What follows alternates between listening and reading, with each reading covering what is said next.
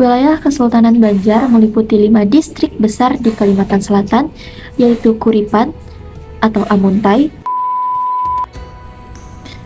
Bismillahirrahmanirrahim. Assalamualaikum warahmatullahi wabarakatuh.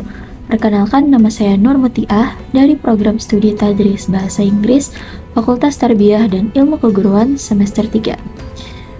Saya membuat video ini untuk memenuhi tugas ujian akhir semester saya pada mata kuliah Sejarah Peradaban Islam. Teman-teman tentu tidak asing lagi dengan kata sejarah. Sejarah adalah suatu ilmu pengetahuan yang disusun atas hasil penyelidikan beberapa peristiwa yang dapat dibuktikan dengan adanya bahan kenyataan. Sejarah didefinisikan sebagai catatan tentang masyarakat umum, manusia atau peradaban manusia yang terjadi pada watak atau sifat masyarakat itu. Maksud dari yang dapat dibuktikan dengan adanya bahan kenyataan adalah dengan adanya peninggalan-peninggalan pada masa lampau berupa artefak-artefak, candi, kitab, makam, dan lain sebagainya. Sedangkan peradaban Islam adalah segala bentuk kemajuan, baik yang berupa kemajuan bendawi, ilmu pengetahuan, seni, sastra, maupun sosial yang terdapat pada suatu masyarakat. Dan Islam adalah agama yang diturunkan oleh Allah Subhanahu wa Ta'ala kepada Nabi Muhammad SAW sebagai nabi terakhir untuk menjadi pedoman hidup seluruh manusia hingga akhir zaman. Sedangkan sejarah peradaban Islam adalah suatu disiplin ilmu yang membahas perkembangan kehidupan politik, ekonomi, ilmu pengetahuan dan teknologi, serta kesenian umat Islam di berbagai kawasan konsentrasi umat Islam dalam rentangan waktu sejak masa Nabi Muhammad SAW sampai dengan masa-masa sekarang ini. Sejarah peradaban Islam juga dibuktikan dengan adanya bukti-bukti nyata seperti peninggalan-peninggalan yang seperti saya sebutkan di awal, peninggalan yang bisa berupa masjid, istana, arsitektur, militer, dan persenjataan, bahkan kerajaan-kerajaan.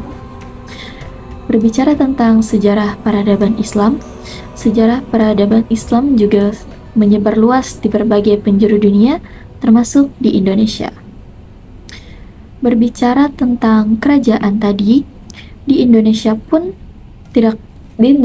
banyak peninggalan-peninggalan peradaban Islam yang berupa kerajaan, candi, masjid, dan lain-lain, terutama di Pulau Kalimantan. Maka dari itu, di video ini saya akan membahas tentang sejarah peradaban Islam di Pulau Kalimantan. Sebelum mengenal sejarah kerajaan Islam di Kalimantan, ada baiknya kita mengenal Kalimantan secara umum terlebih dahulu. Sebagai daerah dengan cakupan wilayah yang luas, Kalimantan memiliki hasil bumi yang cukup melimpah. Hasil bumi dari Kalimantan sudah menjadi incaran para pedagang Cina sejak tahun 1400 Masehi. Salah satu hasil bumi adalah Intan, yang pada saat itu merupakan daerah penghasil satu-satunya di Nusantara. Oleh sebab itu, pada abad ke-15, pusat perdagangan Intan di Kalimantan Selatan seperti di Tanjung Pura dan Matan telah dikuasai oleh pedagang Cina. Adapun istilah-istilah yang di Kalimantan tentang penganut kepercayaan seperti pagan yang merupakan sebutan bagi penyembah berhala. Maksudnya, kemungkinan orang-orang Kalimantan belum memeluk satu agama apapun karena masih memegang sistem kepercayaan nenek moyang. Selain itu, ada juga Mor, sebutan bagi pemeluk agama Islam yang mengacu pada gelar Muslim di daerah Spanyol dan Portugis. Tom Pires yang berkebangsaan Portugal menggunakan istilah ini dalam Suma Oriental untuk menyebut orang Muslim. Deskripsi yang dikemukakan oleh Tom Pires tentang raja yang menjadi seorang Moor secara harfiah dapat didefinisikan sebagai raja yang memeluk agama Islam. Islam masuk ke Kalimantan melalui dua pintu, yaitu Jawa dari selatan dan Malaka dari barat. Proses Islamisasi di Kalimantan berlangsung secara efektif mulai sekitar abad ke-15 hingga 16 Masehi. Perkembangan Islam di Kalimantan menggeser keberadaan agama Hindu, Buddha, dan berdampak pada munculnya kerajaan Islam di Kalimantan.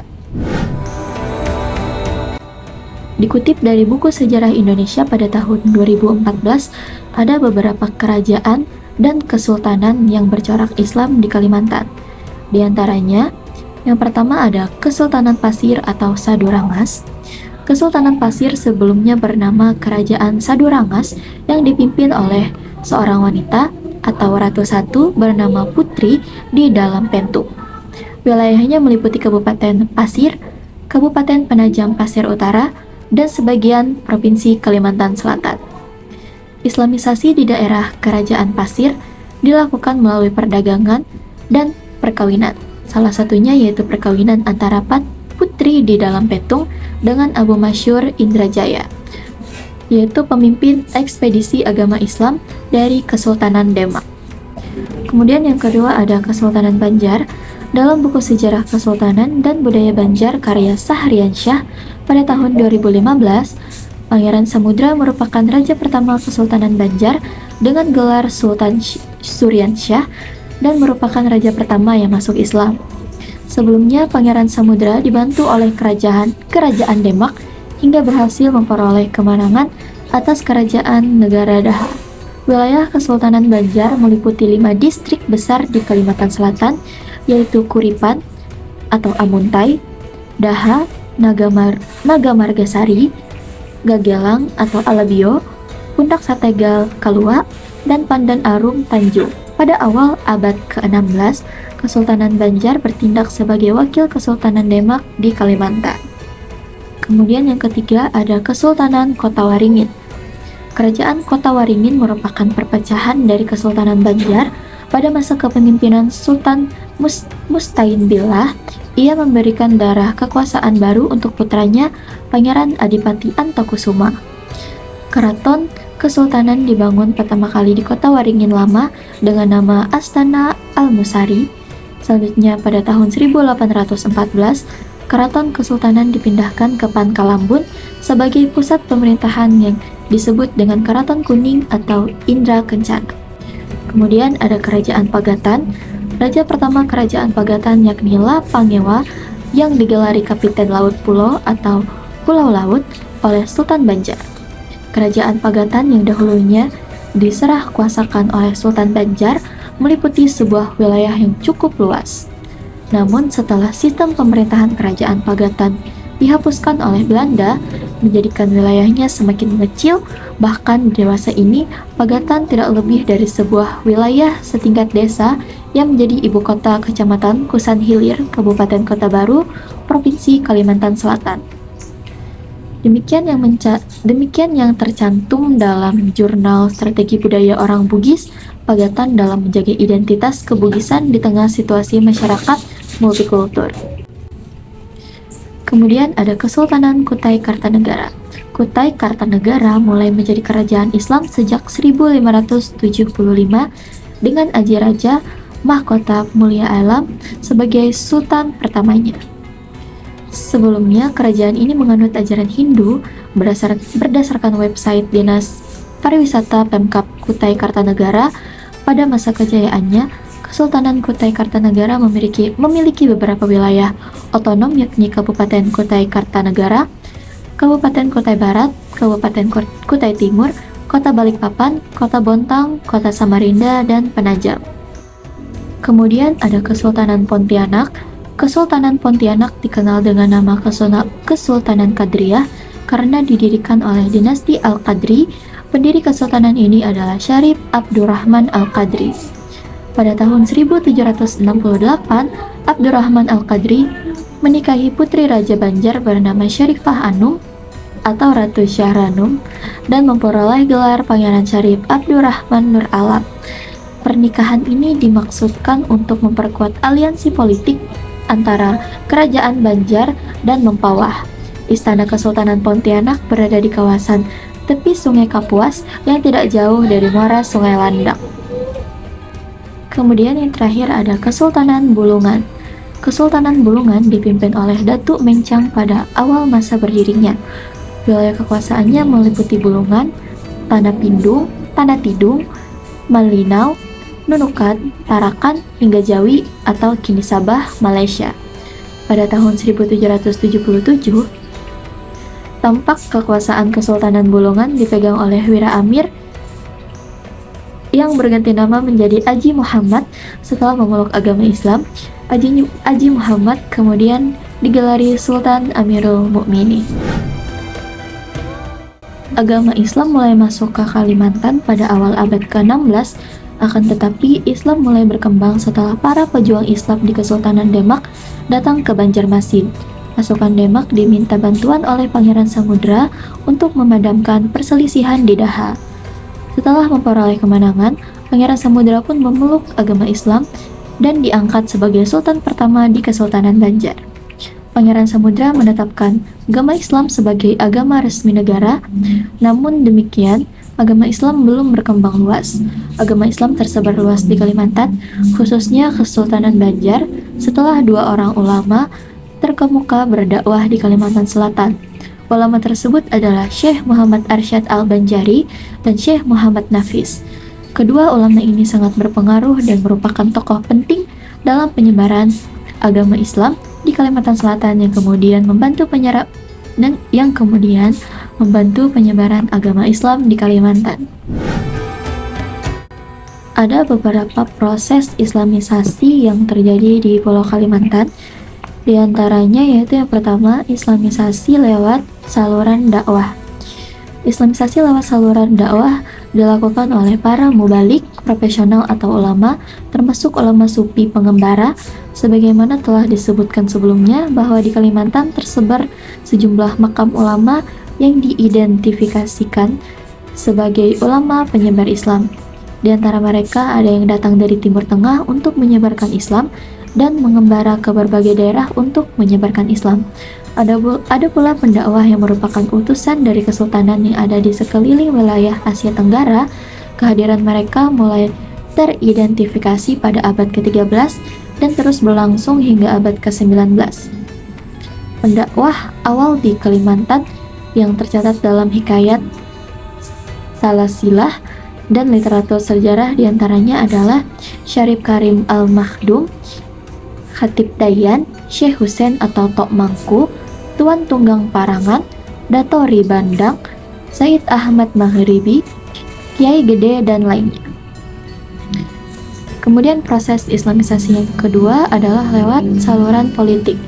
Islamisasi melalui saluran politik merupakan upaya pengislaman raja. Pengislaman raja dianggap efektif karena agama raja umumnya diikuti oleh rakyatnya dan disertai dengan transformasi dari kerajaan yang bercorak Hindu, Buddha ke Islam. Beberapa contoh Islamisasi melalui jalur ini di kawasan Kalimantan adalah pengislaman Pangeran Samudra, Sultan Suryansyah, pengislaman Raja Aji Mahkota, Raja Kutai, dan pengislaman Panembang Sorgi, Raja Sukadana, dan yang semuanya terjadi pada abad ke-16. Kemudian yang ketiga ada Islamisasi lewat saluran perdagangan. Pada era perdagangan maritim, kawasan Kalimantan memiliki sejumlah pelabuhan atau bandar niaga yang ramai dikunjungi oleh pedagang Nusantara dan pedagang internasional seperti dari Arab, Persia, Cina, dan Eropa. Setidaknya pada abad ke-14 dan 15 telah terdapat beberapa pelabuhan niaga seperti Pelabuhan Tanjung Pura, Pelabuhan Sambas, Pelabuhan Negara Dipa atau Muara Rambiau, dan Nagara Daha atau Muara Bahan, Pelabuhan Kutai Kartanegara di tepian Batu Kutai Lama, dan Pelabuhan Berau. Pelabuhan niaga inilah yang disinggahi oleh para pedagang muslim untuk berniaga sekaligus mengenalkan Islam kepada penduduk setempat di setiap pelabuhan yang mereka singgahi. Prajoko dan Utomo menyebutkan adanya pelabuhan kuno prakerajaan Islam di Kalimantan yang menjadi pelabuhan dagang, yaitu Pelabuhan Niaga di Brunei, Pelabuhan Lawe, Pelabuhan Tanjung Pura, dan Pelabuhan Sambas di tepi Muara Ulakan. Di antara pelabuhan itu, Pelabuhan Niaga Kerajaan Brunei lah yang paling terkenal hingga Brunei menjadi tempat pertama yang menjadi awal Islamisasi di Kalimantan. Harus pula diingat adanya pelabuhan kuno di Muara Kaman, Kerajaan Kutai, Muala Warman atau Martapura yang telah disinggahi oleh para pedagang India dan Cina dapat diduga bahwa pelabuhan-pelabuhan kuno inilah yang disinggahi oleh para pedagang muslim pada masa awal kehadiran Islam di Kalimantan sekitar abad ke-7 hingga abad ke-10. Kemudian ada islamisasi lewat saluran perkawinan. Dalam kasus islamisasi di Banjarmasin, Yusliani Nur membagi saluran perkawinan menjadi 3 pola, yaitu saluran perkawinan yang dilakukan oleh pedagang muslim, saluran perkawinan bubuhan tutus raja-raja, dan saluran perkawinan bubuhan ulama. Pola pertama, saluran perkawinan pedagang muslim merupakan saluran islamisasi yang mengiringi saluran perdagangan. Para pedagang muslim menikah dengan perempuan-perempuan dari etnis Ngaju, Mayan, Lawangan, dan Bukit. Pola kedua, perkawinan yang dilakukan oleh bubuhan tutus raja-raja seperti perkawinan Sultan Suryansyah dengan beberapa istri dari etnis Biaju atau Ngaju, Bakumpai, etnis Melayu dan etnis Bukit, dan Sultan Rahmatullah menikahi perempuan Cina, Melayu, Bukit, dan Ngaju. Pola ketiga, perkawinan ulama dai atau mubalik dengan perempuan setempat seperti yang dicontohkan oleh Yusliani Nur, perkawinan khatib Dayan dengan perempuan Dayak Biaju atau Ngaju dengan perempuan etnis Bakumpai yang kemudian memiliki anak yang bernama Khatib Banun. Contoh lain dari saluran ini adalah perkawinan putra Sultan Tengah atau Raja Sarawak dari Brunei yang bernama Raden Sulaiman dengan Mas Ayu Bungsu, putri dari Ratu Sempudak, putri dari Ratu Sempudak, penguasa Sambas Hindu. Dari perkawinan inilah kelak terjadi peralihan Sambas dari kerajaan bercorak Hindu-Buddha menjadi kerajaan bercorak Islam. Berikutnya adalah perkawinan antara Putri Petung atau penguasa Sadurangas dengan Abu Masyur Indrajaya yang Muslim. Dari perkawinan ini kemudian menurunkan raja-raja dari Kesultanan Pasir sekaligus juga peralihan agama rakyat Sadurangas dari agama leluhur animis ke agama Islam. Kemudian yang terakhir ada islamisasi lewat saluran pendidikan.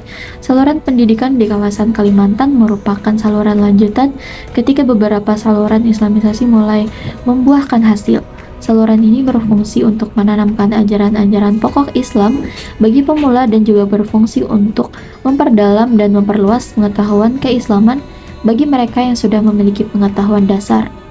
Tempat atau lembaga di mana saluran pendidikan dilakukan adalah keluarga atau biasa disebut dengan pendidikan informal, tempat ibadah, langgar di Kalimantan Selatan dan surau di Kalimantan Barat, dan masjid, rumah ulama, pengajian agama, istana atau rumah raja, dan kemudian pada tahap berikutnya bermunculanlah lembaga khusus untuk pendidikan Islam seperti perguruan dalam pagar pada abad ke-18 dan Madrasah Sultaniyah di Sambas pada akhir abad ke-19.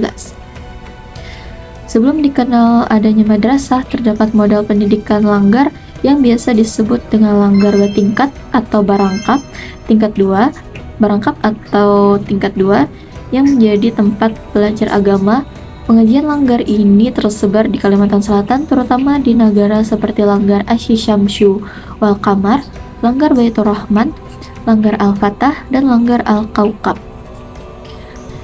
Di Kalimantan Barat, tempat pengajian dan pendidikan agama dikenal dengan surau seperti Surau Parito Kaya, Surau Haji Mustafa, Surau Wan Qasim Barokbah, Surau Husnul Khotimah, Surau Nadatus Syakirin, Surau Tuan Guru Abdul Yani, Surau Haji Mahmud, dan Surau Tuan Guru Haji Taha.